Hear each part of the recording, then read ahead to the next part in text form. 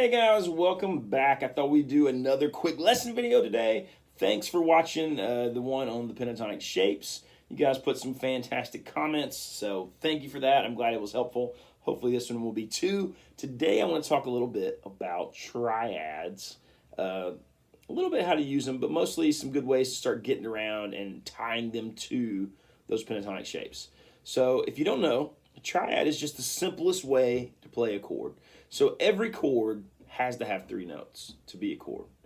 So like a G, for example, is a G, B, and a D. And when we play a big G chord, we're really just playing G, B, D, G, and then either D or B, depending on if you're holding that note or not. Either way, it's still a D or a B, and then a G. So when I play that, it's only G, B, and D. Now triads are great because when we play an electric guitar with different people, and when I say different people, I mean like maybe an acoustic guitar, maybe another electric guitar player, maybe a keyboard player and a bass player, maybe just the bass player. We don't always want big full chords. Also, if we know where triads are on the neck, it lets us sort of be near those scale shapes.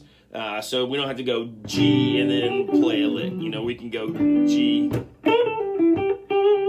Sometimes that's way easier and just sounds better. So let's talk about a way to learn the 1-4-5 triads just really easily, and we'll start going from there. I call these things clusters, but before we get into that, let's start with a G triad. So it's going to be, all of these are going to be on the D string, the G string, and the B string, and I'm going to call them out in order. D string, G string, B string. So this one, for example, is going to be 5 on the D, 4 on the G, 3 on the B, and that is our G, B, D. So there's our first little triad, right? It's sort of like an F shape. Say sort of like it's exactly like an F shape. We just move it over to a G, and I'm only playing those 3 strings. Now, it does not matter what order our G, B, and D are in to be a G triad, right? Anywhere I play G, B, and D, it's a G triad. So if I just take that, slide it to the 9th fret with my ring finger, and then flip-flop those 2 fingers. So now it's 9, 7, 8. Now I've got B, D, G. Still G, B, and D. If you hear people talk about inversions, that's what they mean. We just change the order and put a different bass note on that chord, but it's still G, B, and D. But now technically that would be, you would either call it the first inversion, or you could call it G/B, or we could just think of it as another G triad. Doesn't really matter, but G, G. Next one's really easy. It's just 12, 12, 12. So there's my 3 inversions, or well, my triad, my 2 inversions, or my 3 triads. So 5, 4, 3, 9, 7, 8, 12, 12, 12. Cool. And just knowing that, just being able to go,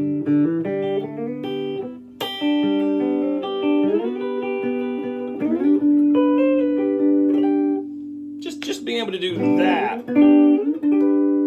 is cool. Like if you think about the Tom Petty tune that if you played in a cover band ever, you've played Last Dance with Mary Jane, and it goes on the chorus part. He gets to that A and he goes A. All it is A, A, A, A. It's just those 3 shapes. We're just doing it from G, G, G, G. Excuse me. So that's that. Now, it's even more helpful if we know where the chords that go with that are in its shape. So if I'm playing a G, the major chords in G, the 1, 4, and 5, G is the 1, C is the 4, D is the 5. We're going to do it like this. We're going to go G. We're going to flatten out our ring finger on 5. That's the C. So just like this one I played up here for G, 5th fret though, 1, 4. And then from the G, if I just slide back a fret and flip-flop those, that's my 5. Now that is almost an open D shape, but this actually will help you see that if I was to play that, that's just a C shape, slid it down 2 frets, and then it's pretty much as if I was capoing it, you know, with this hand. So if you think about like, there's C, there's D, you start to see that open D shape and an open C shape are really the same shape. But anyways, there's our triad. 4, 2, 3. So 1, 4, 5, and again that one's 4, 2, 3. G, C, D. Now if I just move that up to the 9th fret, there's my G, my second G shape.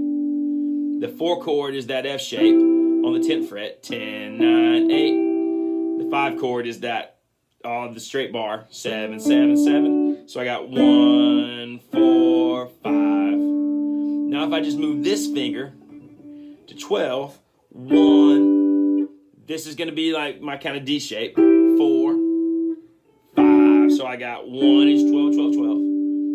4 is 14, 12, 13. 5 is 12, 11, 10. All together, 1, 4, 5. 1, 4, 5. 1, 4, 5. Now, if you can see that, and you can see here's your 1, 4, 5, and then imagine pentatonic shape that's hanging out right there. And then the same thing here. 1, 4, 5. And then imagine that shape number 4 pentatonic shape that's hanging out right there.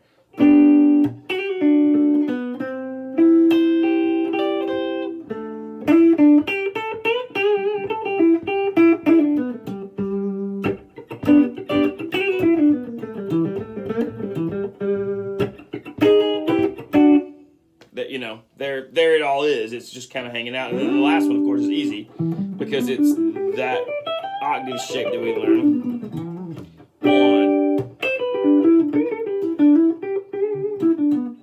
4,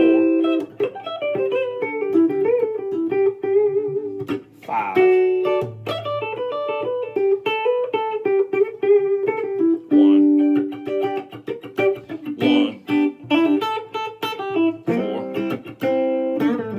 5.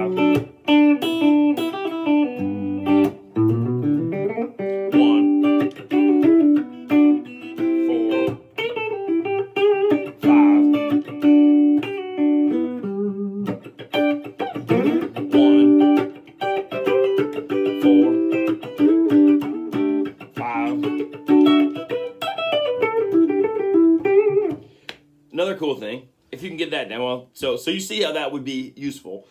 Another cool thing is just out of that shape. 1, 4. We already did that. I can do 5 this way. I can go 12, 14, 15. D power chord pretty much. And then my 6th chord, my minor chord, would be 14, 12, 12, 12. If I wanted a 2 chord, I would just literally make an A minor right there. So I could have 1, 2. If I wanted a 3, I could just slide it over. 4, 5, 6, like I wanted a flat 7. So if you get good at these triad things, you can play all your chords. And then if you want to do the same thing in the key of B flat. 1, 4, 5, 6.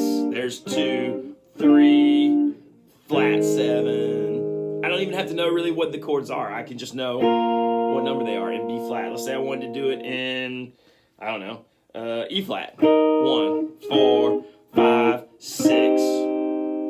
Let's say that we're switching it to D. 1, 2, 3, 4, 5, 6.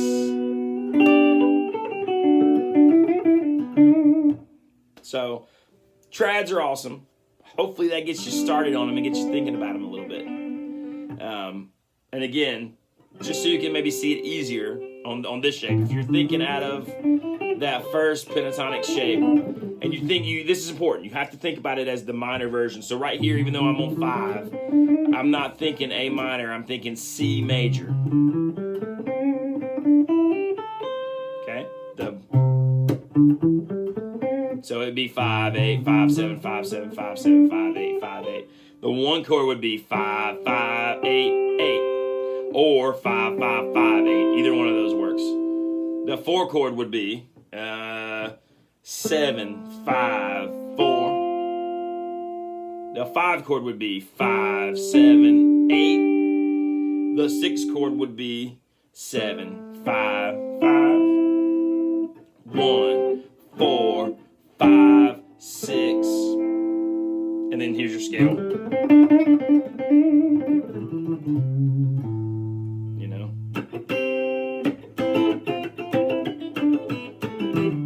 That's really cool for like funky stuff if you're going.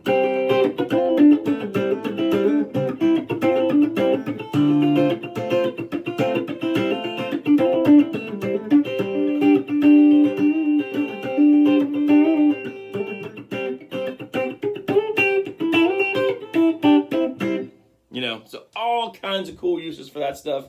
Triads, remember those clusters? 1, 4, 5, 1, 4, 5, 1, 4, 5, and then 1, 4, 5, 6. So there you go. We'll do another one later with more minor chords in there and go from there. Hopefully that is just as helpful as the pentatonic stuff.